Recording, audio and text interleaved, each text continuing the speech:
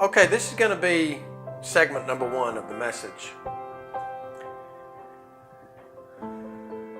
You know, it all started, like we said before, was when the planes flew into the towers, and it was very shocking for me.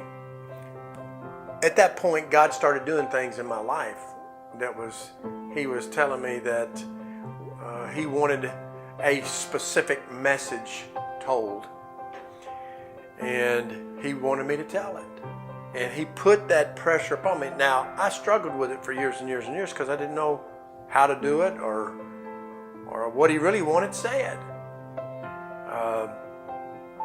I stumbled around with a blog that, I wrote some messages that people responded to, but it wasn't the message. It wasn't what God was talking about doing. Until just recently, within the last, I would say, a year, or maybe just a little bit longer than a year, I got in my truck and I was heading out of town to go to a job. And it takes about 2 hours one way to get to where I was going. Well, once I got in the truck and got on the interstate, within about 5 or 10 minutes, I went into a I wasn't aware of what was going on. I wasn't even aware I was driving. And what should have took, and what did take 2 hours, felt like took about 15 minutes. I got there and didn't even remember how I got there. But on the way there, the whole time, God spoke this message. And it was powerful. And He made it clear that He had designed this message for this time.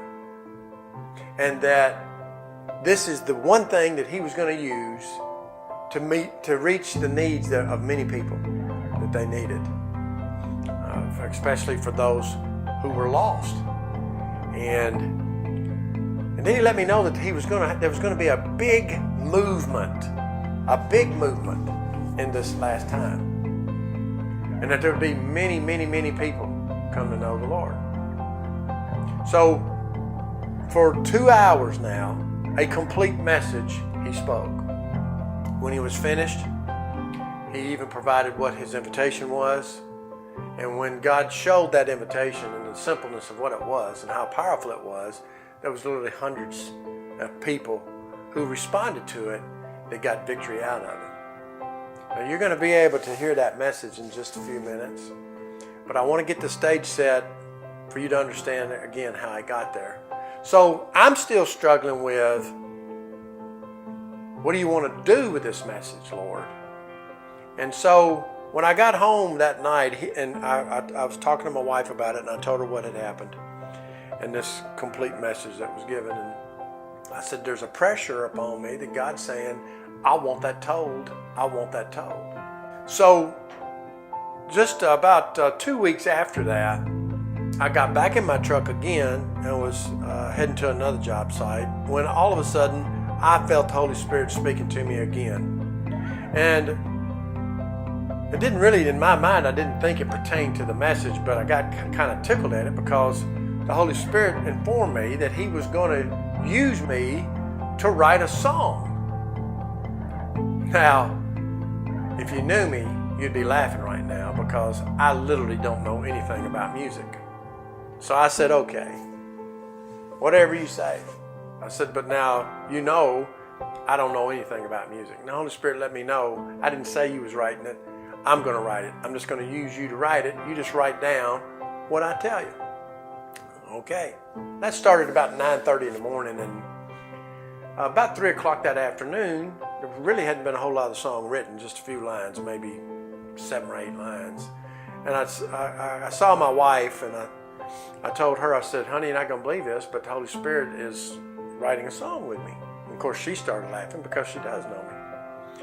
And so I left there, and then I actually went to her in-laws' house at about 5:30. They were getting ready to leave, and I told both of them, I said the same thing I told my wife. I said, the Holy Spirit is using me to write a song. My mother-in-law laughed. Again, she knows I don't know anything about music. So I left their house and I realized that it was probably going to be pretty impossible for God to write that song in that day. I called men's baseball, and I had to go to a baseball game.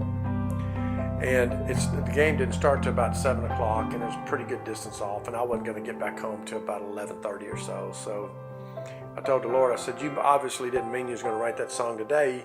You must have meant you was going to write it in a few days. So, but anyway, I got in my truck and got on the road and got about 5-10 minutes out on the road, and my phone rang, and the ballpark was calling me to let me know that the game had been called off. One team didn't have enough players. Now, this doesn't happen. That's not how that operates. If a game gets forfeited because the team doesn't have enough players, it's done once you get to the park and they don't have enough players, and then you call it a forfeit. But no, they called in advance and said, there's no need for you to come. So I turned around and headed back towards the house. And I could hear the Lord saying, did you forget who I am? I'm God. If I tell you I'm going to do something, I'm going to do it. And sure enough, when I got to the house, by 8:30 that night, he had finished the song. And my wife came in, and I told her, I said, well, he finished it. And she said, well, finish what? I said, the song. And again, she started laughing. And I said, well, here it is. And I handed it to her, and she walked off in another room. And she took the time to read it, and then came walking back in. And she said, honey, she says, that's some of the most beautiful words I've ever heard. And I went, yeah, I know. I said, he's awesome. She said, well, this right here will be the chorus to the song. I went, okay, what's a chorus? I didn't know what a chorus was, and still really don't know what a chorus is, but anyway, so the Holy Spirit had written the words and placed it on a piece of paper and outlined it in such a way that it was recognizable to my wife that it was written as a song, and he had a chorus in it. So we went to bed that night, and me not knowing what he was going to do with it next, when I woke up the next morning, I heard the Holy Spirit telling me that he gave me a name of an individual that I was supposed to call. And I did make the phone call, and we weren't any good friends or anything. In fact, we had never been anywhere together or done anything together, period. So I called him up and asked him what he was doing for lunch and could he meet me for lunch, and he said, yeah, that'd be great. Now, we're going to do segment 2, but here's what I want to kind of do a quick recap on here of what I'm talking about so far. These are the supernatural things I'm talking about. I get in a truck, I head out of town, and God speaks a complete message to me.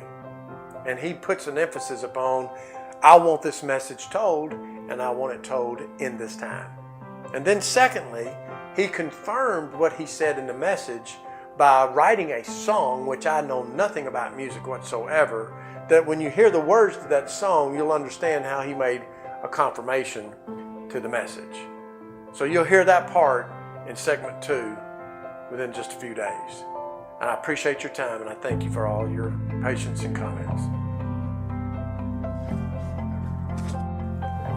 You know, I want you to understand something too. I'm only doing what God's leading me to do. This is not something that's my creation. This is what God has put together to do. This is not some business that I've tried to develop. So I want you to understand that I'm not trying to promote something just to try to make some money here, whether it's on the message or the song. And in fact, he's written several songs, but so don't think that I'm trying to just create something to get you to buy something. I have no idea what God's going to do with it. That's up to him. But I do know this. He's put a tremendous amount of forwardness to me that he wants this done. So I appreciate your time. Thank you.